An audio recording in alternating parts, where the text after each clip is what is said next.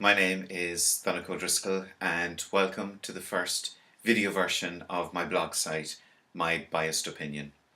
This is a tentative venture into video blogging, or vlogging as I believe it is called. We do like to mash up our words: brunch for breakfast and lunch, motel for motor, hotel, smog for smoky fog, and of course there's Brangelina and Kimya, and now vlogging, which is actually a mashup of a mashup, because blog is a mashup of web and log. But I digress, and I tend to do that. Anyhow, I am constantly amazed at the amount of people who are prepared to read my meandering thoughts on life, from Ireland to New Zealand, the US to the Philippines, and many points in between. So I thought if I added a few visuals, I might make the pieces a bit more engaging.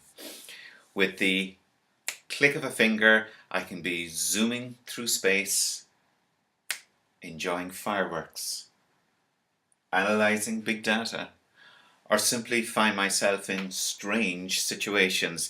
This could be fun or weird. Let's see how it goes.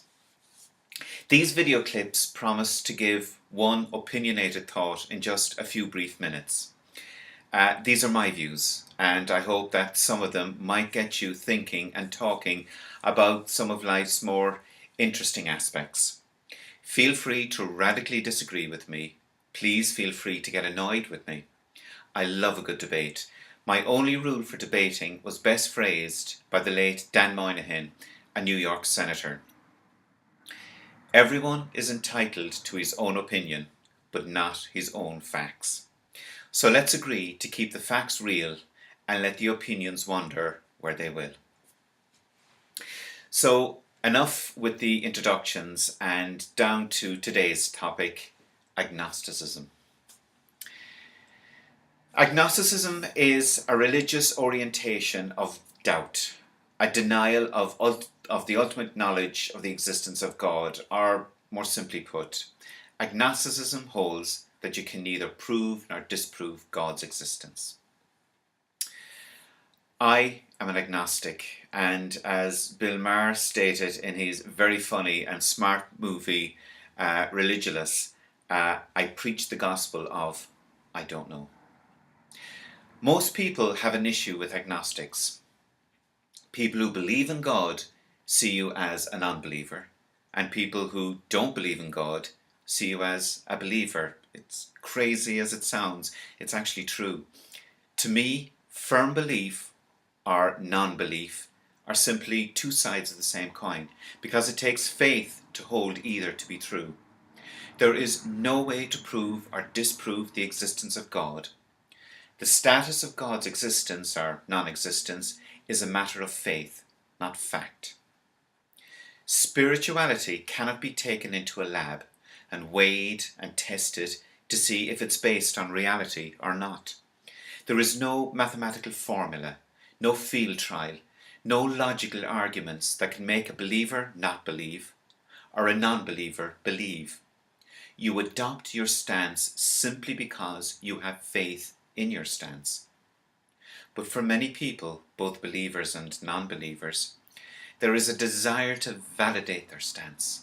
They want, in fact they need, facts to back them up. But the catch is, as already stated, there are no facts to argue, only principles of faith. And yet so many people insist on arguing the case for or against a belief in God, as if there is a magic argument out there that will decide the truth once and for all.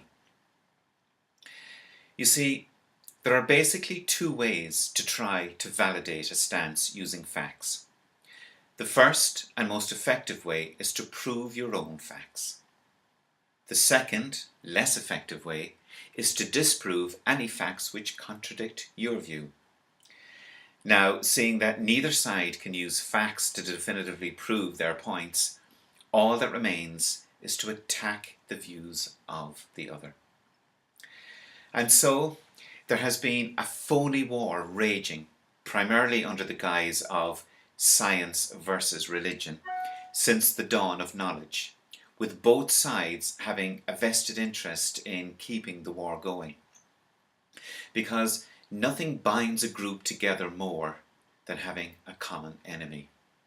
And the last thing either side want is someone telling them there really are no facts to argue over. Agnostics are so not the popular kid in the schoolyard. The agnostic is accused of sitting on the fence, not willing to pin their colours to either mast. On more than one occasion, I've been asked, look, do you believe or not? As if belief or faith is something one can simply attain at will. An agnostic isn't in a state of not knowing because they choose to be. They're in a state of not knowing because they don't know. I genuinely envy those who are sure about their belief, be it in the existence or non-existence of God. They have a strong faith, and good luck to them. I simply don't. And the problem with some people of faith is that they seem to think that if something makes sense to them, then it should make sense to all. And if it doesn't, then you are either not trying or you're stupid. It's actually a very immature and childish situation to take. And many get so annoyed and frustrated at people like myself that they start groping around for logical arguments as to why my stance, my belief is unreasonable. The trouble is, when all is said and done, the only reason you believe there is or is not a God is because you simply believe. It is not logic, it is faith. And trying to argue a faith-based belief with logic is like trying to open a swipe card lock with a turnkey. It will get you nowhere. Agnostics are often accused of being arrogant for not believing in God. But as one of my all-time heroes, Carl Sagan, once said, who is more humble? The scientist who looks at the universe with an open mind, accepts whatever the universe has to teach us, or somebody who says, everything in this book must be considered the literal truth, and never mind the fallibility of all the human beings involved. Grace Slick, one of the lead singers with Jefferson Starship, they keep changing their names, or did, for me summed up the best of agnosticism when she said, I think myself as a positive agnostic. I don't know, therefore I'm open. I don't know, therefore I'm interested. What better way to live your life than to be open and interested? Whether you have faith or not, whether you believe in God or not, has no bearing, in my opinion, of people. It is their openness and ability to engage that counts. And I truly believe that the world battles in reality are not fought between believers and non-believers, or the fated and the faithless, but amongst close-minded people, disinterested people. I think if people were a little bit more honest about the doubts that reside within them, instead of hiding them away, the world would be a lot nicer place.